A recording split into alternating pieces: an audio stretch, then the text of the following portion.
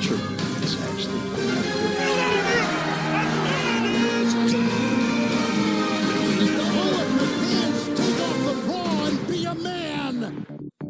The weather may be getting colder outside, but with SeatGeek, the sponsor of this video, the ticket prices are only warming up. Demand being high, not being fleeced on the resale market is a tough challenge. Too often are there traps and schemes meant to pilfer your wallet. But with SeatGeek, their app aggregates all tickets on the resale market to help you get the best value. They sort them from red to green on a 1 to 10 scale. You'll get a view from where you'll be sitting, and you can even get scanned into games from the app itself. The most important words of this message I'm conveying? Use the code word TREE in the link below to save $20 off your first purchase. I've been using SeatGeek and their trusty app for years, even before I started working with them. So while I enjoy selling out for the good old American dollar, SeatGeek can help me save a few more of them in the process. Now on to this week's festivities. This may be a foolish pipe dream, but we are entering a new age for the New York Jets. The long-awaited savior is here. And his name is Mike fucking White. This is what I would be saying if the Jets were allowed to have anything good in this world. They are too poor to afford such luxuries. Mike White was taken out of the game early because the football gods are dicks who hate anything fun. This includes anything resembling competitive sport. The Indianapolis Colts are really good at dominating against terrible competition and having people pretend that they're contenders. They did that just by letting Jonathan Taylor out to stud in the field. Endless running and siring of the Jets defense all night long. Correct me if I'm wrong, but wasn't Robert Saleh's area of expertise supposed to be defense? Why is his unit giving up 45 points and over 500 yards to teams? I don't care that Josh Johnson scored a bunch of points in garbage time and a Chiefs scoregami. I wanted to see Mike White, not this shit! Bill Belichick heard all of the narratives. He's washed, he fell off, he's nothing without Tom Brady, the Patriots are done. A good chunk of the NFL media and fan world ratioed him to hell and back over the past year. But he will have the last laugh. No matter what happens, you never doubt the hoodie's dark magic. The Carolina Panthers may be bringing Christian McCaffrey back from injury, but he will be neutralized by an increasingly stout New England defense. Nothing makes Belichick smile with more glee than seeing Sam Darnold in his sights. It doesn't matter if he's no longer in division, he will make him see ghosts. The Patriots will give the entire Carolina squad fits. An easy victory is their reward for efficient, and some say dirty play, but don't look too closely, or else you'll see that New England can almost taste the division lead. Just like episode 9, the Emperor will not die. We didn't kill him hard enough. Football. It's a very strange game. So simple in theory, but with so many moving parts and the constant need for innovation, anything can derail a game plan on a given Sunday. Dallas at home against one of the most uninspiring teams thrown out onto a field this year? With Dak Prescott back from injury? On paper, this should result in Vic Fangio getting hung by his drawers on that gigantic fucking scoreboard. Little did we all know that the Cowboys must have assumed it was January. They shit the bed. So goddamn hard on both sides of the ball. Even the special teams do the unbelievable by blocking a punt but touching it past the line of scrimmage. Technically considering it a muff as Denver recovers it for a first down. Unlike that fluke play, the Bronco defense came out and played like they had emulated their 2015 form. Absolute supremacy. It's the Mike McCarthy special. When talent can't bail him out, the team he coaches looks like it just shit its pants. The Broncos played up to what they thought they were at the beginning of the year. Elite defense with an efficient offense and timely playmaking. I only ask one question. Where the hell was this earlier?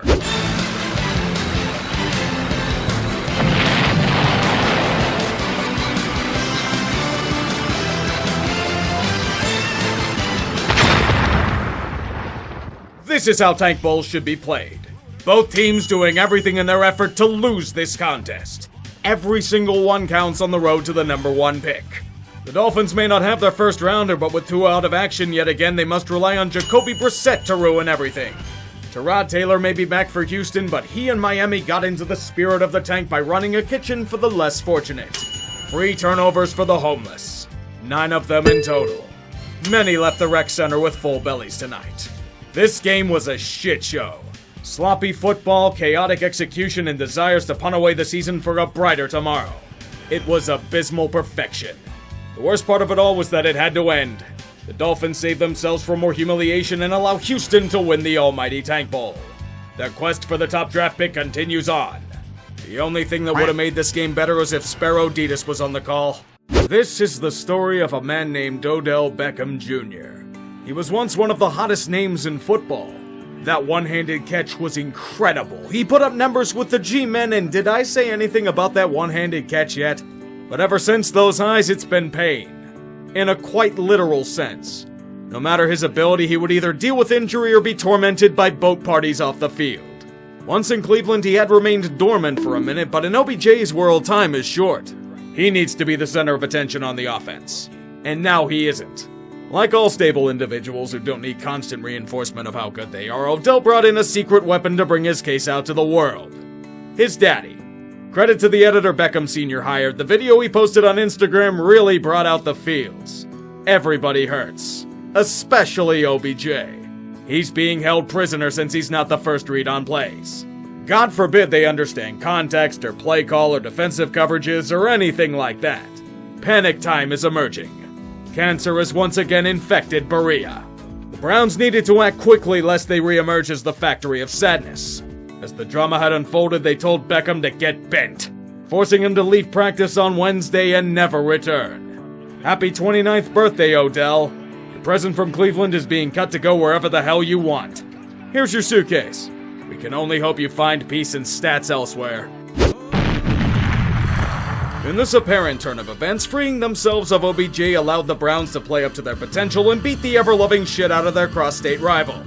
Or is that because the Bengals are fading thanks to flaws being exposed in their game plan? The only thing that's certain to me, Joe Burrow can't do it all. Cleveland desperately needed this one after a loss where they self-destructed, and they got it. They not only pushed the envelope in Cincy, they threw them feet first into a wood chipper. What we saw here was a glimpse of what the Browns can be. By God, did it come at the perfect time. The Bengals, they were just unfortunate victims of their onslaught. And they're now beginning a bit of a skid after being ended by Matt White. I wouldn't call it bungling just yet, but concerns of regression should be considered. After the bye, these next 3 games are going to be very telling about them. I'm going to ask this question again. What deal did Al Davis make back in the 60s to get the AFL to merge with the NFL? With how much shit that's been thrown onto the Raiders these past few weeks, I'd argue that John Gruden smells like perfume in comparison. It was Chucky being chucked out of a window for reasons of emails. Henry Ruggs go fast to prison, and now Damon Arnett is out here cutting wrestling promos threatening to kill people. Apparently Gruden's personal draft picks are trying to run themselves out of the league as quickly as Ruggs' 40 time. The New York Giants may seem like an easy opponent on the surface, but considering all of the Raiders' turmoil, it's a near impossible challenge. Las Vegas can't focus. All they see is the tumultuous chasm that's devastated their locker room. In the second half, imitating recent seasons, a complete implosion. Started off with a pick 6 to give the G-men the lead. Remember when people said Derek Carr was an MVP candidate after week 3? Because I do. March forward by going deep into New York territory, but come up short and settle for a field goal. How do we make this better? Why not do the same damn thing but miss a chip shot field goal this time? Nope. Somewhere Mike Zimmer cackles in delight. Add to it by forcing another interception on the next drive and giving the Giants prime territory, resulting in a field goal. So now we get to crunch time. The Raiders need a touchdown to win the game. They get down to the New York red zone once again, but what do? 2nd and 10. Jacobs releases ball from behind, knocked away. Collapse complete. Las Vegas handed the Giants a win by means of out-derping them. And with the Raiders heading into the meat of their schedule, I don't blame them for trying to gamble everything away moving forward. Here's a freshly released Deshaun Jackson to replace Henry Ruggs as the team's deep threat. You had it all and you blew it. The city of Atlanta is riding high after ending their failure narratives and winning a World Series. The joys they're experiencing right now are second to none. You know how I get to be an asshole in this situation? I mentioned that Atlanta is still cursed with the Falcons. We've tried to help them. We've done everything to get them to stop their crippling choking addiction, but they regress back to that deadly vice. Last time we visited the Falcons, we caught them in the closet enjoying autoerotic asphyxiation. Do you want me to applaud them for getting out to a 23-6 lead against their rival? Do you know what team you're watching? They blow these kinds of games away in their sleep. It's become a routine formula. Just have the drive stall out quickly, the defense break like it's the team's psyche after Super Bowl 51, and then finish it all off with the typical conclusion. falconing at its finest. A 98.8% chance of winning blown down the drain against a primate called Trevor Siemian. I hate this goddamn team so much. Ryan on first down. It is caught by Patterson. They rallied? The offense didn't crumble like usual on the final drive? Dear God, the Atlanta curse might really be vanquished. Young Wei-Koo is choke-proof, blowing an easily winnable game to reach a new echelon thanks to shitty secondary play. Sainting at its finest. A team significantly favored against one of the most pathetic excuses for a professional football squad in Jacksonville's alumni game. We expected another rout, and what we ended up getting was a massive fucking comedy sketch. Buffalo has had serious trouble with offensive consistency this season. It happened against Pittsburgh, it happened in the first half against Miami last week, and it happened yet again against the Jaguars. You can't take the Bills back into the shop this time, they're closed for personal reasons. Touchdowns need not apply to this game. Terrible football is the headliner in Duval. Some could call it greatness. Ugliness that is a sick fascination to the public eye. Like an old freak show of fumbles, interceptions, and whiffs. Tied at 6 at halftime, it becomes a game of who wants to hand the win to the other team more. Josh Allen got sacked by Josh Allen, and then threw a pick to not Josh Allen. Jacksonville doesn't do much with the ball, and misses a field goal. And somehow gets another chance, and misses again, and make that 3 times in a row. Unlike that kicker, Josh Allen dominated his namesake in the mirror match by picking off Josh Allen. We are then amazed that Jacksonville can score points. How many of them do you need to beat the Bills? Apparently only 9. Josh Allen can't do anything as Josh Allen flexes his superiority. Josh Allen reminds everyone of his first-round pedigree by leading his team in an unprecedented win against Josh Allen. Confusing, ain't it? Just like this game to anyone who watched it. Buffalo has concerns with O-line play and execution, and it cost them as Urban Meyer treated them like a co-ed. Don't look now, Bills. Someone you've loathed for decades is sneaking up behind you, and he knows your darkest secrets. New England is preheating their oven for the eventual feast. You blew it, boy! You really blew it! The Vikings. They have the talent to make serious noise in this league, yet are consistently held back by those calling the shots on the sidelines. Think of Mike Zimmer as a restrictor plate at a superspeedway. The horsepower can take this team to great places, but Minnesota needs to be nerfed with conservative play calling that harkens us back to the 80s. You have a team with Dalvin Cook, Justin Jefferson, Adam Thielen, and a dude in plexiglass. How the hell does that consistently fail to generate any sort of momentum whatsoever? The Viking defense is dominating in the first half. Lamar Jackson is being contained, and Baltimore is shut down as a result. With how tight the AFC North has become, a Ravens loss would make things very, very interesting. He did it again. The Zen of the toilet. Lamar cleanses the toxins of bad football from his body and transcends the spiritual plane. Down 2 scores, he guides the Ravens back into the light with both timely play and excellent throws. He even taught the defense how to do it. The Viking offense is flushed against their watery assault. 21 unanswered points to take the lead. The mystery box continues to maintain tradition as we have no idea what to expect from Baltimore in a given week. This includes the next drive as Minnesota is methodical by finally showcasing their talent. They glide down to the end zone and tie the game. Okay, good. Now's their chance to win something besides bragging rights. Yet we get to overtime. The Viking defense makes another outstanding play because Devontae Freeman can't pass block. A chance to potentially salvage their season is in their grasp. But then Mike Zimmer happens. They get chicken shit and play for the tie. That doesn't work when an aggressive coach like John Harbaugh is against you. The fun for Minnesota continues as they let another easy win fall into the ether. All 5 of their losses this year have been due to their own failure and stubbornness as an organization. Just like last season, this one is looking like another waste of talent. The Vikings. And you blew it! San Francisco should have been licking their chops at this game. Arizona is without both Kyler Murray and DeAndre Hopkins due to injury. I had no idea Colt McCoy was still in the league, but he's somehow been summoned to be the sacrificial lamb for the 49ers defense. Too bad Arizona pulled the reverse card on this overconfident bunch. Colt McCoy was the quarterback? I couldn't tell since he looked outright elite. Not that he needed to be. The self-immolation of San Francisco by means of fumbles and sloppy play would do more than enough of that. The Cardinals both proved their superiority and that they don't need Kyler to play a well-rounded game. True statement to make for a big question before the year. It's time to hit the panic button if you're the Niners. When Colt McCoy and James Conner are doing that to your defense? When 2017 Offensive Genius of the Year Kyle Shanahan can't solve a defense until garbage time? I get they're still relatively injured, but there's no excuse for this kind of shitty performance. And if he's not careful, Shanahan's gonna 28-3 his own job. The Green Bay Packers are the last dance of the NFL. And what wouldn't a final year of a window be without a soap opera worthy of daytime television? Aaron Rodgers has been his typical outstanding self, skying the ball for touchdowns and perpetually owning a timeshare in the city of Chicago. Things were going smoothly until one test caused a flat tire. Rodgers had a hot date with Corona Chan. Thanks to NFL protocol, Rodgers will not be able to go near the organization and its facilities for 10 days. But wait, you say 10 days? The only way that could be possible is if he were unvaccinated. We've now solved the riddle. Nobody suspected him of not taking the jab, and it's thanks to some sly wording. He never said he was vaccinated. He said he was immunized, which could mean any goddamn treatment, sanctioned, natural, or batshit. Aaron said he tried to appeal to the NFL for vaccinated status with this alternative method, but was denied. Or so he says, as there's no record of the NFL getting a request from Rodgers on that front. Things were murky until he doubled down on his stance.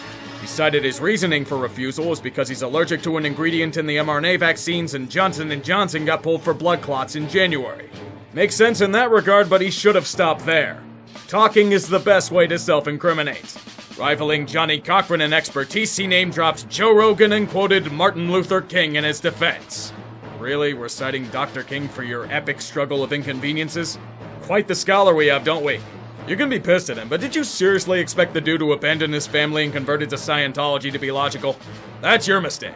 He says he's not trying to be political with this bullshit. The vaccine has become absolutely political these days. When you want athletes to speak up on issues unrelated to sport, this is the shit that sometimes comes out. And with his valiant defense, Karen Rodgers earns the title of Lol Cow of the Week. Was he been somehow immunized against that as well? Aaron Rodgers forced out of action due to COVID protocols, the much-maligned first-round pick known as Jordan Love will be getting his first start in the NFL. His mother and girlfriend are in attendance, in the peanut gallery right next to the ski slope. Let me put it this way. Jordan Love was no Aaron Rodgers. He was okay.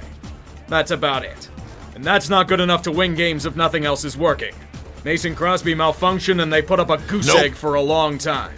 The Chiefs were begging Love to beat them with his arm and he couldn't.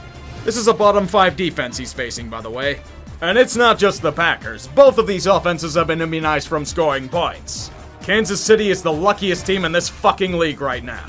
They've been able to escape their own incompetence and sloppiness by means of weak opponents and wonderful coincidences. Another undeserved win gets them over 500 again. Must be nice. This is probably as close to must-win as it gets for the Chargers. It's a relatively easy opponent, yes, but have you noticed how crowded the AFC wildcard race has gotten? They can't afford to lose ground. Despite the Chargers' power, the Eagles are putting up a great fight. It's a bit of a show in Philly. Justin Herbert is balling as expected, and Jalen Hurts is keeping up in tandem. Probably literally, as it's also with his feet. It was so special that Jordan Howard went back in time and captured his 2017 vintage for this occasion. Things were quiet at first, but the second half is a gun show, dueling in the desert known as the Lake. Eventually, we're tied at 24 apiece, but LA has the ball. Welcome to what we call excellent clock management. They had 6 minutes left in the game when they got it and slowly burned it away by means of methodical offense and timely 3rd and 4th down conversions. When it was time to get into good field goal range, they did. And it was enough for a Chargers kicker to somehow not miss a glorified extra point. This is a revelation for them, you know? They miss at least one of these damn kicks a game, and they did earlier. A big win, even if it doesn't look like it. How jam-packed the AFC West is, the Bolts needed this one.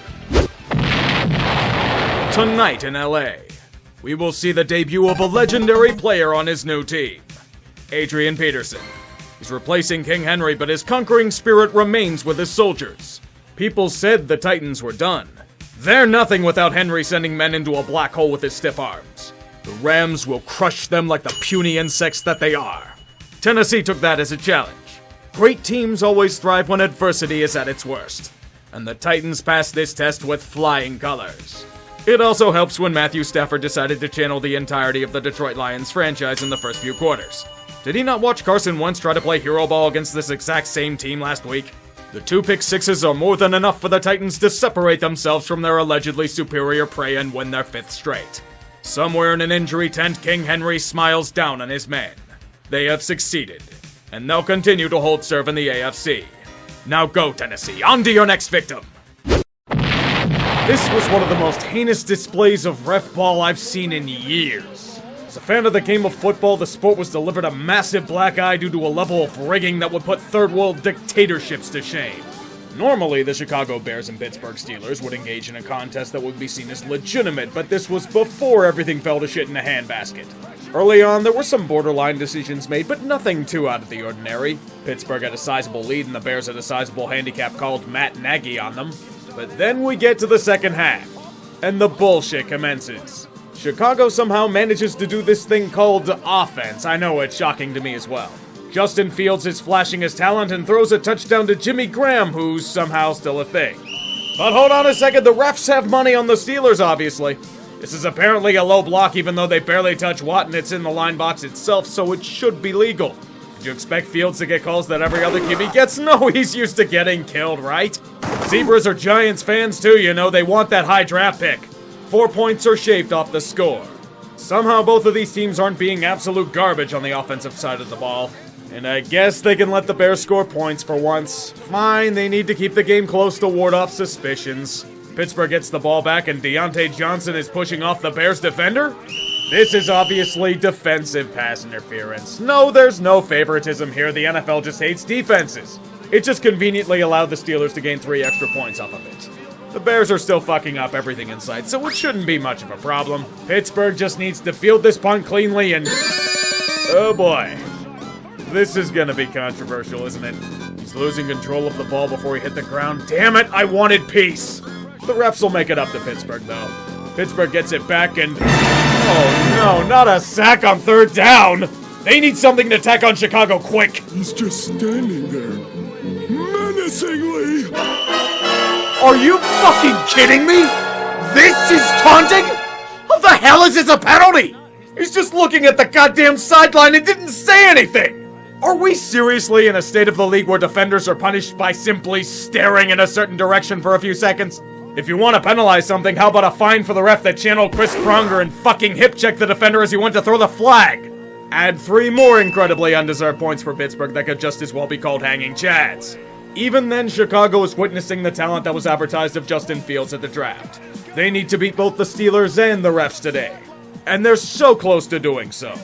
They score a touchdown to take the lead, even after all the rigging. A horrible day.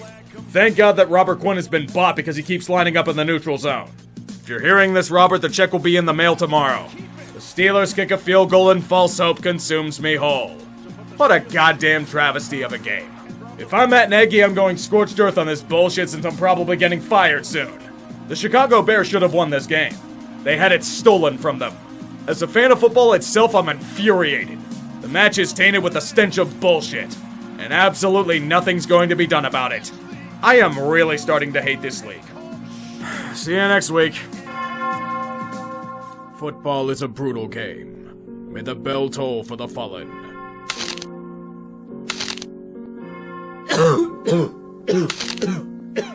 Unit lost.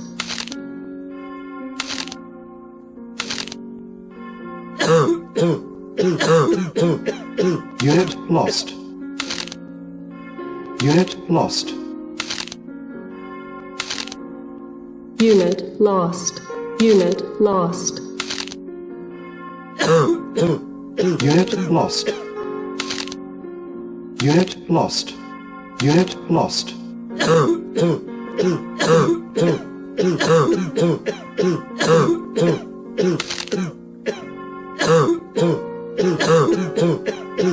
Thus concludes another week of this sermon on the field. Amen. Today, Wong-Woo. Good return, big alley. And the speed, and Kane Wong-Woo is gone! 97 yards for the rookie.